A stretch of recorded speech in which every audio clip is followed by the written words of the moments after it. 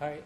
So our next guest is Giles Deacon. That's right. Yeah, that's me.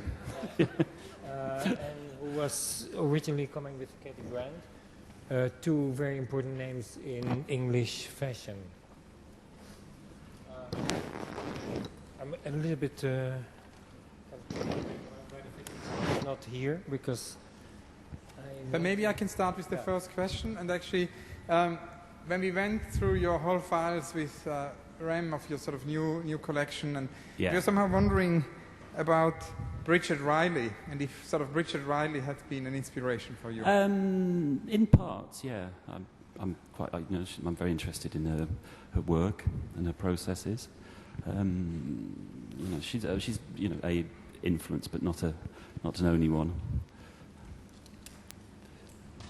What would be other influences you could tell us about?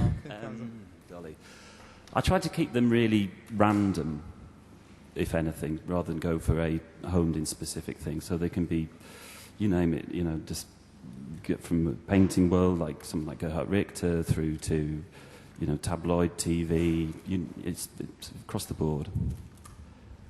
I think the beautiful thing of fashion is that basically anything can be an inspiration, and that kind of what looks kind of completely debased in 1 year, the next year has a kind of remarkable freshness. And then it looks really dead. And then it's really dead. Or you can use the deadness of it. My involvement with the fashion industry has really given me an incredible respect for its efficiency and for the way in which it kind of almost generates a kind of industrial kind of imagination. Yeah, I mean, the timescales on it are pretty insane.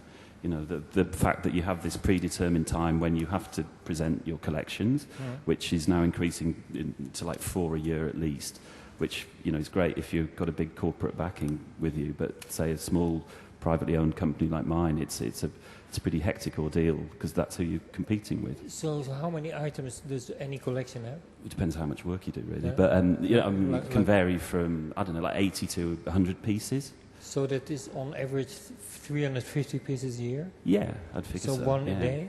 And how many prototypes do you make for each piece? I'd say probably about 3 per each piece. So that is a total of 3 prototypes and one definitive one per day? Yeah. And that is kind of literally every day of the year. And I personally don't know a single industry that has the ability to go like this that quickly. No, or that efficiently. Well, yeah, I mean, it's pretty insane. But what enables you to do that, to work like that? I mean, in our studio we have a very efficient system, which you have to have, I figure, to get it all done. And great cutters, and just a lot of, it's like a military run operation pretty much. Kind of people have often this kind of outside assumption that, you kind of spend all your time going to sort of stupid fashion parties and all that sort of crap. But, to get your work done, you've got to do a lot of work. It's like any discipline, I suppose. And do you, in spite of that kind of burden, have a project to expand? Or say again, sorry. Are you growing? Or we are very much so. I mean, the expansion that we've had in like 3 years is pretty monumental. But are you growing in a systematic way? For instance, are you adding men to your collection, or will you? Or no plans at the moment for that. I mean, it's a business, so there's a lot of time spent dealing with all that. And also to keep the fun and the creative interest there, you have to set time aside to keep yourself inspired and, and interested.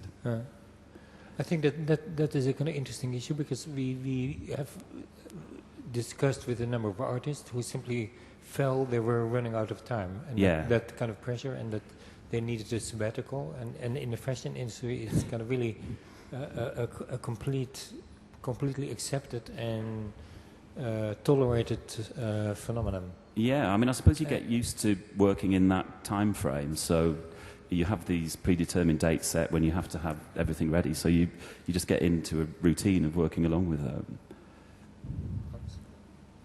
Maybe one thing in relation to that, which could also be interesting to talk about is, it's something when we sort of started first to prepare this interview, Rem was talking about the problem with British fashion, and I think maybe, Rem, you wanted to go into that? I don't remember what was the problem with British fashion. If you ask one question of your own, I'll kind of because I don't remember fabricate a question. Yeah, maybe we could talk also... I count on others to remember what I say. Yeah, no, we must say that we are slightly actually having to reformat this interview because we were thinking it would be a double ping pong with Katie Graham, but let's anyway kind of do that in the future. What about the city? I mean, Julia Peyton-Jones has described how radically London has changed, and it's something which many other speakers have actually described over the last hours. And also I'm wondering how you see London, how you feel it has changed. I mean, I've lived here pretty much for, about 17 years. On and off, lived a few places else. It has changed an awful lot, I feel. It seems to be in one way, a much safer town. Not just in a sort of with regards to violence, but it just seems to have been smoothed out quite a lot. It's not as edgy in parts that I used to find, but maybe that's just me getting older and getting more used to it all. I find it a really inspiring place to live and work. You can go from, I don't know, like a sex shop to the British Museum to here to the zoo, all in about 2 hours, which kind of appeals to me. I don't really remember what the issue is, but there is a kind of constant brain drain of British fashion to other countries. Yeah. Is that something you have to resist, or is that your ultimate fate? I think it's... Well, I've worked for quite a few people. I think it's been a really great thing to go and do. I think going to see how other people's working processes and ways of doing things it was really great for me, because then you can kind of decide what you think's going to work for you, what you like, don't like, Right. Who are your heroes? Who's my heroes? Who are my heroes? I don't really have any specific heroes at all, actually. But have there been any people in fashion who kind of have inspired you in previous generations, or not really? Or does the influence more come from other fields? I think the most inspiring fashion person, if you want to call him that, was Monsieur Courrèges. He was a hugely interesting person to meet. And can you maybe tell us what inspired you? He was like a wizard. He was in his late 70s.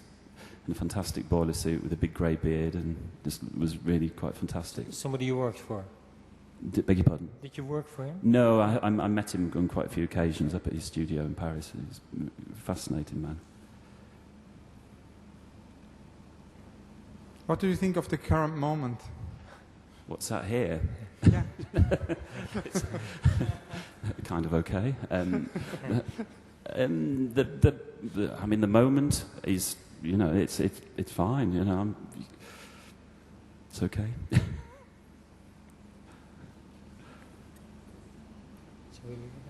Yeah, I have more questions, but I don't know if you're running out of time. Are we?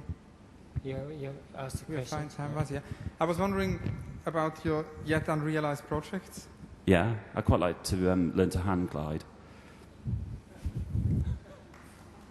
Thank you very much. No, thank you. Thank you.